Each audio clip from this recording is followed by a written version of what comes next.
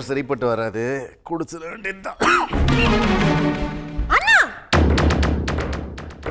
என்ன காரியம் பண்ற? விஷம் குடிக்கிற அளவுக்கு அப்படி ஒண்ணு நடந்துச்சு. அவ்வளோ ஆசை.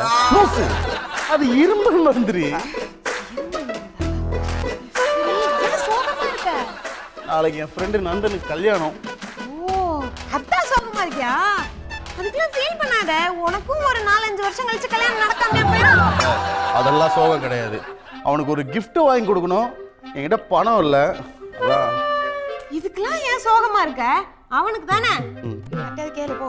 என் தங்கச்சி தான் ஒரு 500 ரூபாய் பணம் தரலாம்ல. என் அண்ணன் தானே நீனு.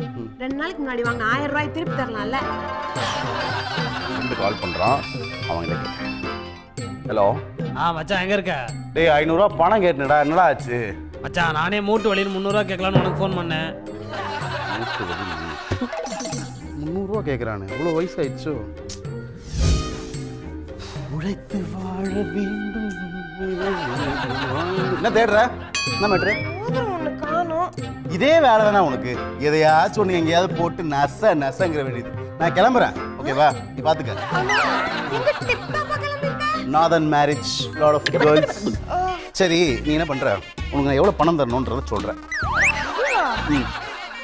ஒரு 10 நாள்ல திருப்பி தரேன்னு சொல்லி 2000 வாங்கினேன். சரி 5 நாள்ல திருப்பி தரேன்னு சொல்லி 1000 ரூபாய் வாங்கினேன். 5 நிமிஷத்துல கொடுக்குறேன்னு சொல்லி 500 ரூபாய் வாங்கினேன். 3500 ரூபா தானே? ஆமா. இந்த புடி உன் காசு. இதுக்கு மேல உனக்கு எனக்கு எந்த சம்பந்தமும் கிடையாது. ஏய் உனக்கு ஏது இவ்ளோ காசு? சவுண்டு. கடவுள் ஒரு கதவை சாத்துறாருன்னா இன்னொரு கதவுக்கான சாவியை கொடுப்பாரு. அந்த சாவி எப்படி? அடகு கடை சாவியா? அடகு கடையா? என்ன பைத்தியம் மாதிரி பேசுற? சங்கர்லால் அடகு கடை.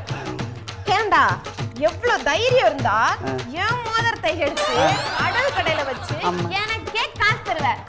உன்ன